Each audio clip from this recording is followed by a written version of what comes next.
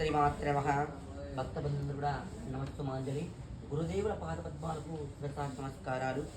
శరన్నవరాత్రుల శుభ సందర్భంగా రాహుకాలం అంటే కనుక దుర్గాదేవికి చాలా చాలా ప్రీతికరమైన సమయము.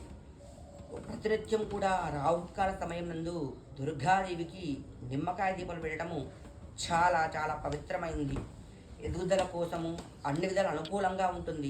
ఎవరికైతే చిన్నపాటి సమస్య ఉన్నా కూడా రాహుకాల దీపారాధన వల్ల ఈ సమస్య తీరుతుంది. అందులో ఈ నవరాత్రులు పెట్టడము, రాహుకాలంలో 9 రోజులు పెట్టడం చాలా చాలా ప్రత్యేకమైంది. గురువారం రాహుకాలం 1:30 నుంచి 3 గంటల వరకు ఉంటుంది. శుక్రవారం నాడు 10 నుంచి 12 గంటల వరకు ఉంటుంది.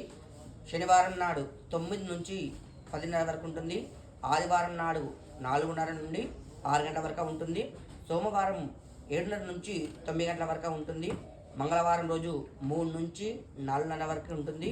బుధవారం రోజు 12 నుంచి 1:30 గంటల వరకు ఉంటుందన్నమాట.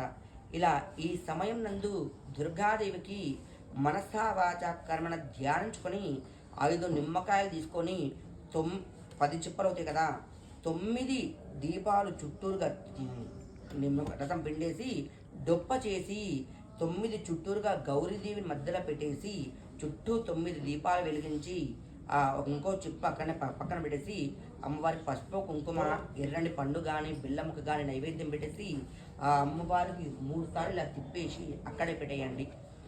ప్రతినిత్యం కూడా ఈ రాహుకాల సమయం అనేది మిస్ కాకండి. అవకాశం ఉంటే కనుక దుర్గాదేవి నామాల చదవండి, ఖడ్గమాల చదవండి.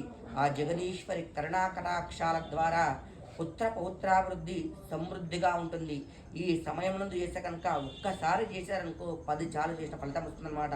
కాబట్టి ఈ పరమ పవిత్రమైన రోజులు ఎవరు కూడా మర్చిపోకుండా జగదీశ్వరికి పూజించి అర్చకులని మనసా వాచా కర్మణ కోరుకుంటూ ఉన్నాము. శ్రీమాత్రే నమః.